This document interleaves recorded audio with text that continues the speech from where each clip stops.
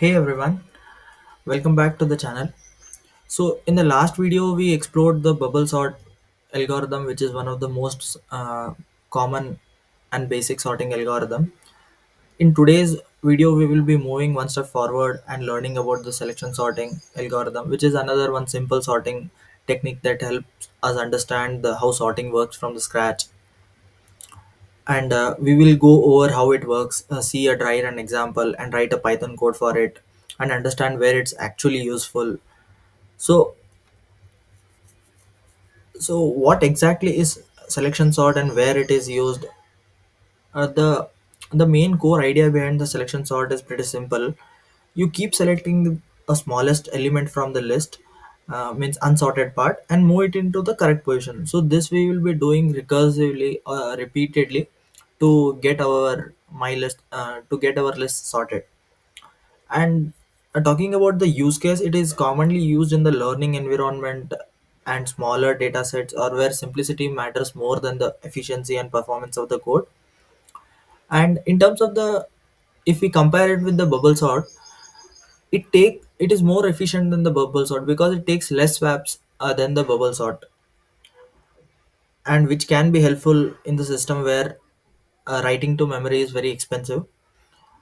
And same like as bubble sort, the selection sort might not be the most efficient for the larger data set, but it gives us a very strong understanding of how the sorting logic works step by step behind the scenes. And in today's video, we will be approaching the selection sort in the three steps. First of all, we will be uh, uh, understanding the core concept behind the selection sort, and in the second we will be visualizing, and at last we will be writing a Python code for the selection sort algorithm. So the idea behind the selection sort is, we will be comparing the first element. Let me We will be comparing the first element with all the elements in the list. We will be comparing with this, and we will be updating our minimum updating our minimum, and the the minimum element from the list, we will be swapping with the first element.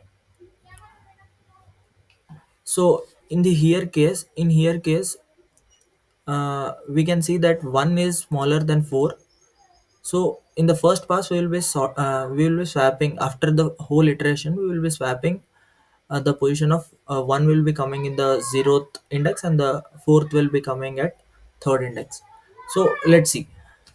In the fir- in the first pass, in the first iteration, we will be comparing 4 and 3. What is the minimum? We will be updating the minimum as 3. And in the next, we will be comparing 3 and 6. What is the minimum? We will be keeping it 3.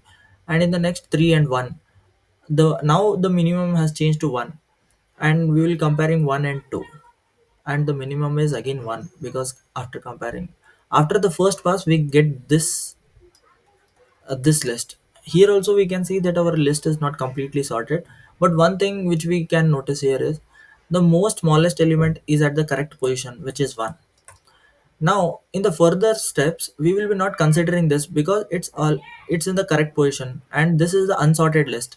Now we will be focusing on this itself. While comparing, we will be doing the comparison with this element with all the elements in the list. So we can see here, we will be comparing 3 and 6. What is the minimum? The minimum is 3. And we will be comparing 3 and 4. The minimum is 3. We will be comparing 3 and 2. Here the minimum is 2. So we will be swapping this element with the third.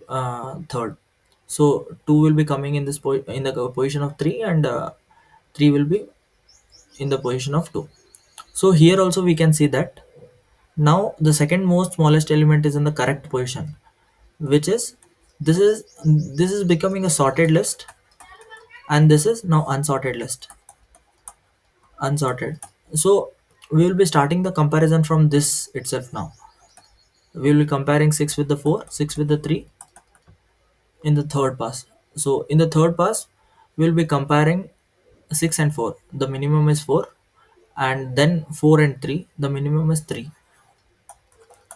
So we will be swapping. We will be swapping 6 and 3. 6 and 3. 3 comes here and 6 goes here. So now now we have a sorted list and only 6 is there. 4 and 6 is there. So there is no need of swapping. They're already in the place. So like this we'll be getting a sorted list. So the core idea is we will be selecting a element and we will be doing the comparison, and we'll be updating our minimum. If the minimum value is smaller than the first list, we will be swapping that elements. So this is the idea behind the selection sort algorithm. So if we see the visualization, this is the array. Then I will be playing in the each pass when the color is yellow, so that here we can see that the yellow means we have got the new yellow means we have got new minimum, and the blue means no, we can't do the swapping because it's greater than this. So here we can see that after the first pass we will get 1 as yellow and 4, there will be swapping between 4 and 1.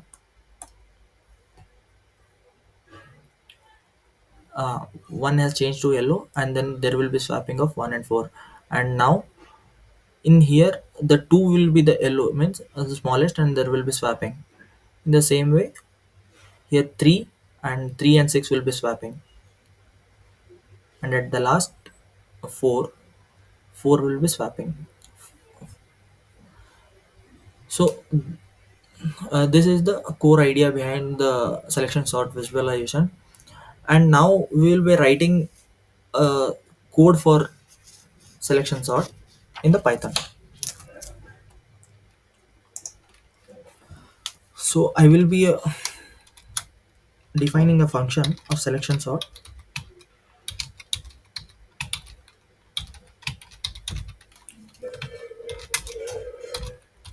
I will be defining a variable where it will contain the length of my list. I will be initializing a loop for the passes for I in a range of n, I in the range of n. So we will be only having four passes because uh, in the range we will be not getting the last element, and we will be initializing the minimum index as 0. We will be working here with the index. Also we can work with the elements, but it's safer side to work with the index. So minimum index is we will be I, and for j in range of I plus 1 to n. Here why I have included I plus 1 is because after each pass the smallest element will be at the correct position. We don't need to again compare that because it is redundant to compare that. So we will be excluding that and moving on, moving forward with the the the succeeding element of that smallest part. So that's why I have I plus 1. Then I will be writing a if statement condition where if my list of j is smaller than my list of minimum index.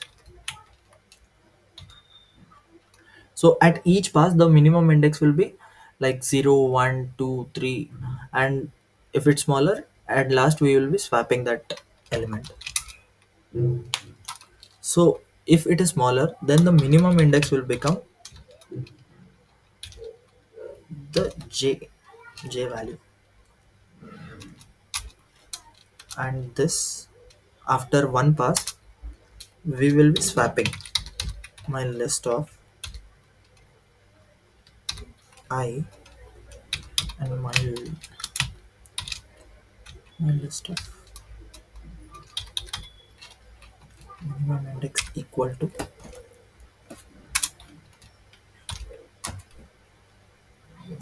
So I will be swapping this.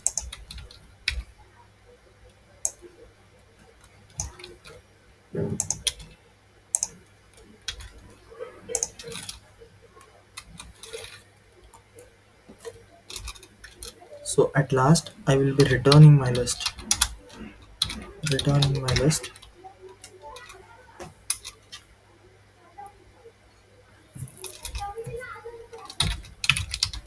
will be initializing my list as 7 4.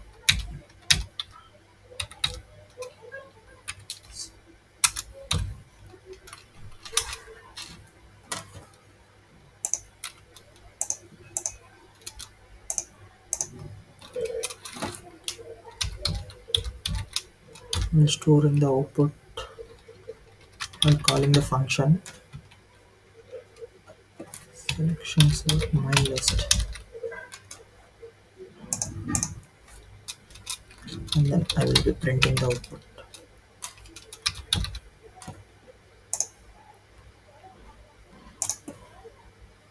So we can see that our list is sorted and the program has run successfully. So and that's it for selection sort. A simple yet powerful sorting algorithm that helps us to strengthen our problem solving and coding fundamental. So if you enjoyed this video, don't forget to like, share, and subscribe, and let me know that are there any